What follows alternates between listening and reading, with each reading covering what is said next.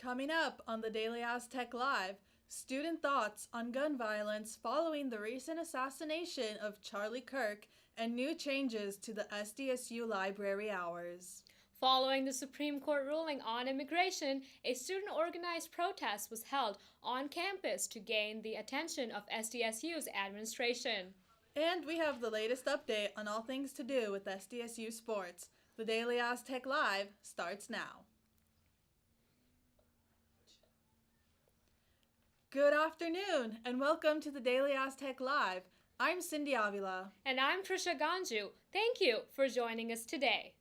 For students who were here last Halloween, many recall the fire that occurred near campus, as well as the shooting that happened at the Campus Transit Center that very same day. However, many can recall the delay in which they received emergency alerts from campus police, with some students receiving no word of the events.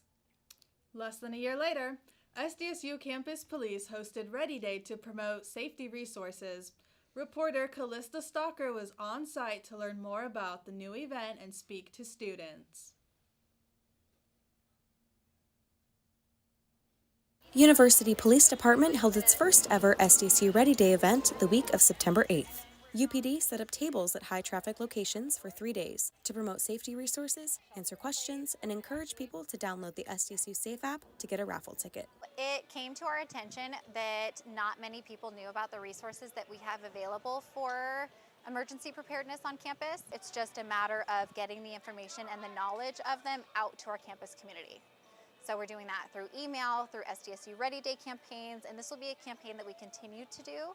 Ready Day comes less than a year after the infamous October 31st, when a brush fire and an active shooter invoked a lot more fear than trick-or-treat. On that day, many students reported receiving late or non-existent emergency alerts, one of whom was third-year student Melanie Calkins. I know I had a friend literally going to class as this was happening. She was texting me, she was like, what is this? Because I think the first news about it was from Yik Yak, which tells a lot about our school. While Calkins hopes for increased campus security, second-year Brooklyn Chavez created a petition on November 2nd that called for quicker and clearer alerts. I just remember communication being really slow. It was really hard. I had no idea what was happening. I received all the notifications everybody else received, but it was, 45 minutes after the fact. It was not very clear. UPD Public Information Officer Amanda Stills emphasized having updated contact information in My SDSU, but says UPD is working on improving the speed of emergency alerts. There was a little bit of a delay in just confirming the information first, but I think we're all on the same page now that regardless of the information, we need to get it out, and if we have to correct that shortly after, then that's probably better than delaying the information. UPD's new efforts seem to be working, especially among SDSU's newest students. I feel like coming into it, I was kind of concerned, but being on campus now, I don't feel concerned at all. I feel very, very safe on campus. I really like the police presence. I feel like I'm able to walk around and not have to be fully on guard all the time. Callista Stalker, the Daily Aztec.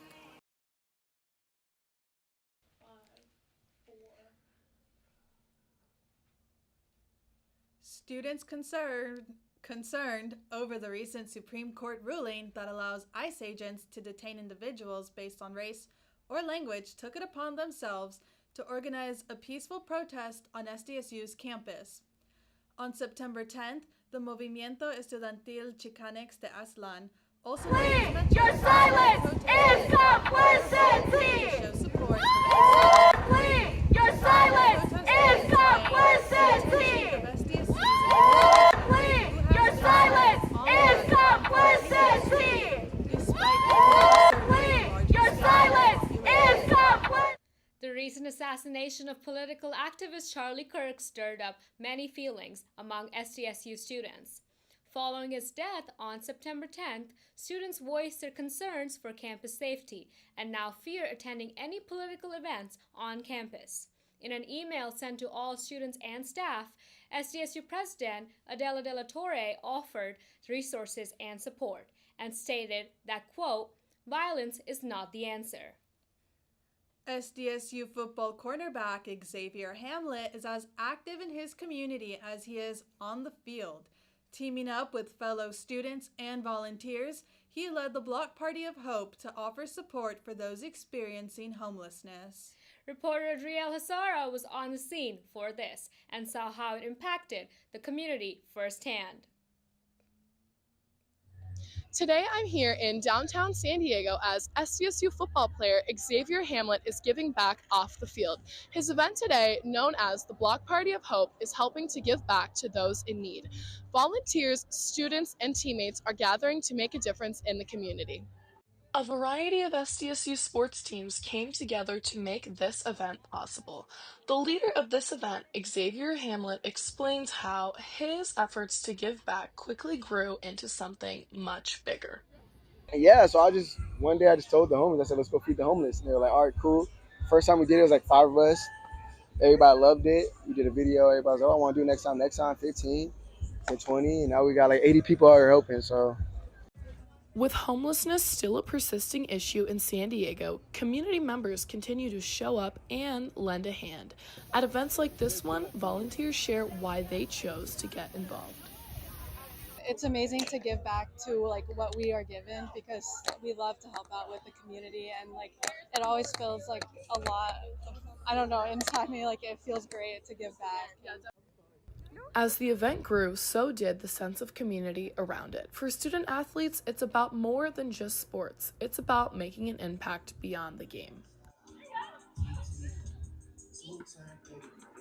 It means a lot, being able to come back and support the homeless. As we all kind of grew up in a neighborhood to where we had to give back to the homeless, and I grew up in the church giving back to the homeless. So being able to come back in a different city from where I'm from and just to be able to pour in the community and see people grow and thrive out here and get haircuts and get their hair braided, it means the world to see other people eat. In just over an hour, the Block Party of Hope has helped over 100 people in need receive food, clothing, and basic necessities. I'm Adriel Hasera with the Daily Aztec. It's always amazing to see people taking action to make positive changes, especially one of our very own Aztecs. Absolutely. And with the new semester now in full effect, so are the new updates to the SDSU library. What was once the 24/7 study area is now known as the After Hours study area and is no longer accessible to students 24/7 with the exception of finals week. This change mirrors the recent cuts to the San Diego Public Library hours, which took effect beginning September 15th. Stay tuned for sports and arts and culture coming up next on the Daily Aztec Live.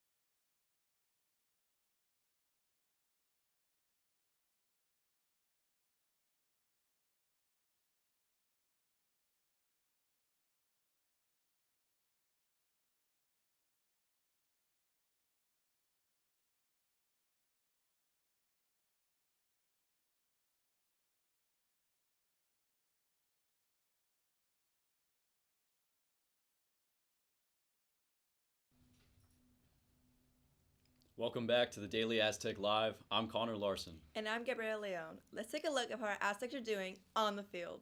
Aztec football hosted Cal Berkeley last Saturday, September 20th at Snapdragon Stadium with the Aztecs taking the winning score of 34-0.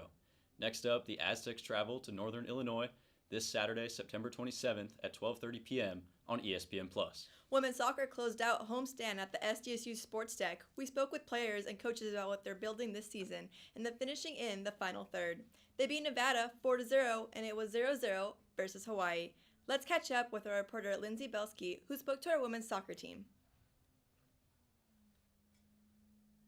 It's almost game time for the SDSU women's soccer team, and the energy says it all.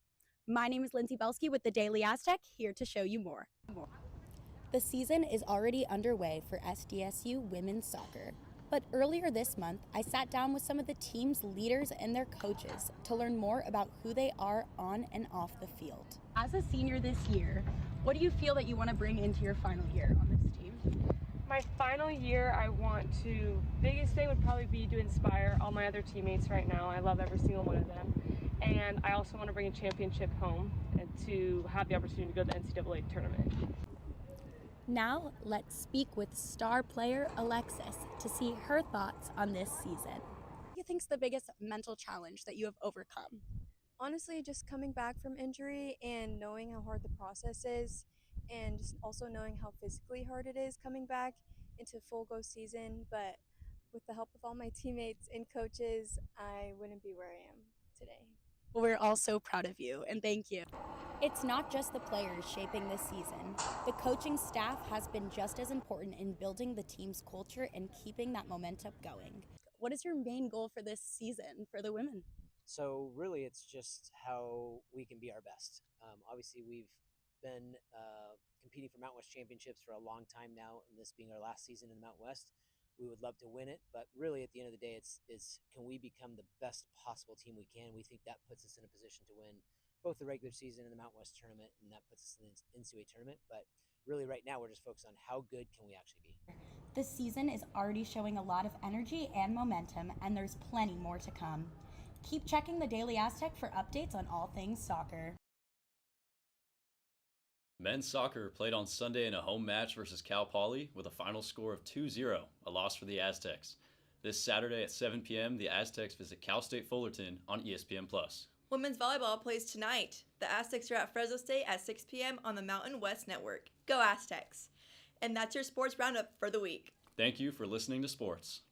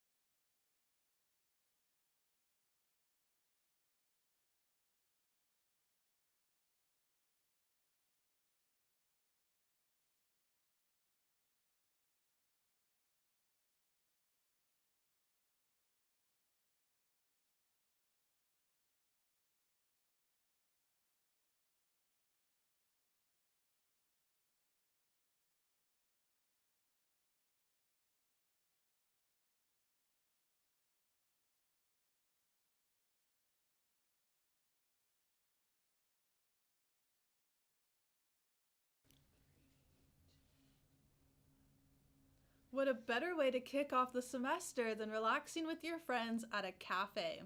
A new student organization known as Cafe Club has officially opened up, and its main purpose? Cafe hopping.